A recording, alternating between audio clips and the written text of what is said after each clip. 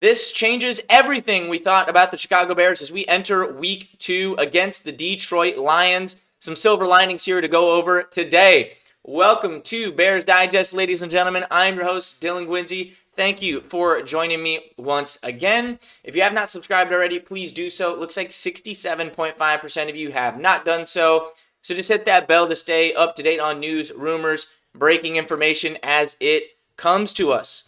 So, ladies and gentlemen, a little bit of a heartbreaker on Monday Night Football, but today we are discussing some silver linings, 3 pieces of information in specific that is going to help us and help our view about this team and stay optimistic as we get into week 2 and the rest of the regular season. Now, I know everybody was a little bit heated on Monday night and the day after, right? That's just kind of how it goes as fans. We expected a little bit more, but overall, I think there's a lot of positives that you can take away from this football game. So we'll just jump kind of right into it here.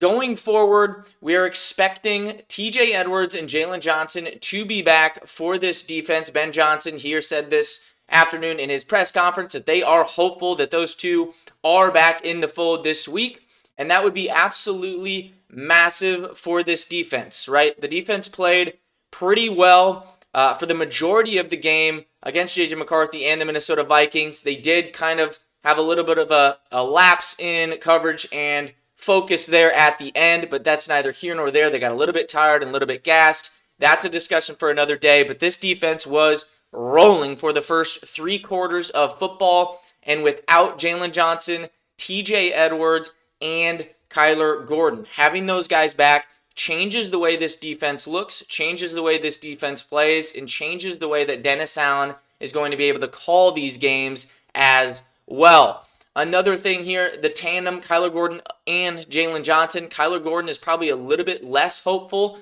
but I would stay still on track to play this week against the Lions in week 2. The injury report does come out here this afternoon as we are speaking Wednesday, September 10th. They did practice, so that will be coming out. It's a shorter week now, so we're going to know kind of who's playing, who's not playing, probably by Friday afternoon in that last injury report there as they play on Sunday at noon against the Detroit Lions.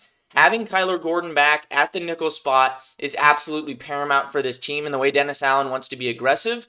I feel like as soon as Kyler Gordon does get back on this team, we're going to see a lot more nickel blitzes dialed up. We're going to see a lot more pressure in different areas. Using Kyler Gordon's athleticism and his speed and his agility is a massive chess piece for any defensive coordinator, and it's going to allow the other guys to succeed as well. And on top of all that, the defense played pretty darn good against a very good Minnesota Vikings team and a great play caller in Kevin O'Connell. So that is reason number 1 of optimism for this team. I hope all 3 of these guys are back this week in week 2 so we can fully see what this defense looks like and what they're fully capable of, and we hope that they can put it together for a complete and full game.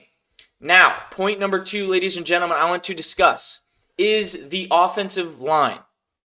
The offensive line overall held up very well in my opinion. Going against Brian Flores and one of the best defensive fronts in the NFL, arguably top 2, but I'm going to put it at top 4 regardless. Adding Javon Hargrave and adding everybody that they have on that defense is just making a defense and a defensive mind that was already top of the league even better. And going out there with a newly revamped offensive line in the first week and having them mesh good enough to hold up and not have Caleb pressured every single snap was honestly phenomenal in my opinion. I was expecting so much worse in terms of protection and things going wrong. Obviously, the penalties is another story. I'm kind of more talking about the actual play, after the ball is snapped. Obviously, there's a lot to clean up in terms of the pre-snap things and penalties and things like that. There was obviously some bad calls as well that did not go our way.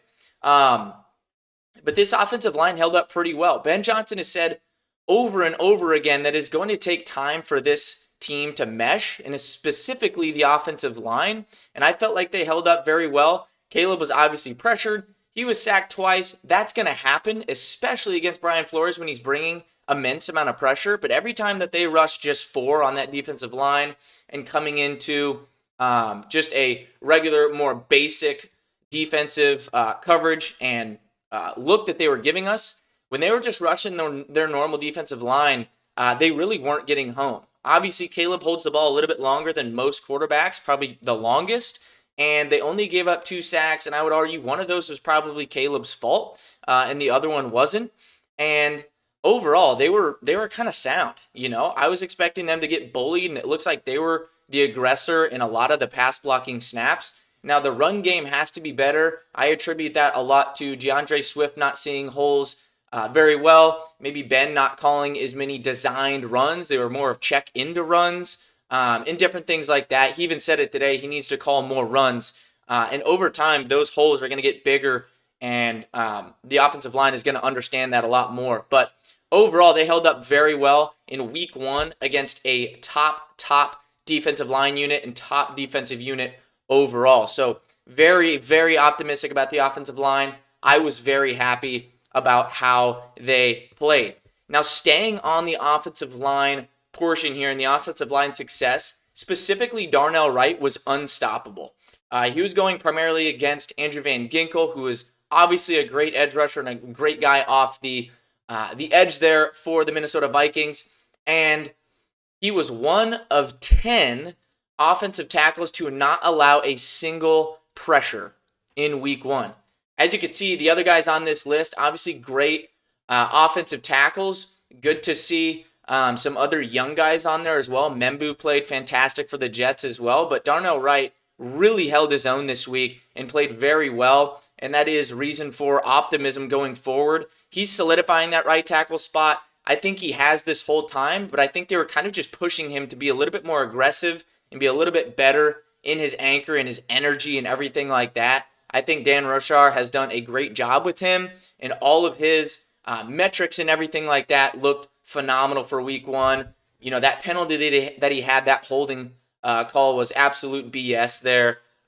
So I'm not blaming that on him. Obviously, the false starts will get cleaned up. They're not going to hold that to that same, poor standard the rest of the way. They're going to have a lot better games on the pre-snap side of things in the offensive line. Staying on Darnell Wright here, this was his PFF grades overall. 77.9 was 8th out of tackles in the league. Pass block grade was absolutely phenomenal at 86. 5th out of tackles out of 81. And then 76.5 run block grade, which was 11th. So overall, you can't ever take too much stock in PFF grades and everything like that, but it does give you a pretty good gauge overall. And all of his grading scales were good. All of his metrics didn't allow a single pressure.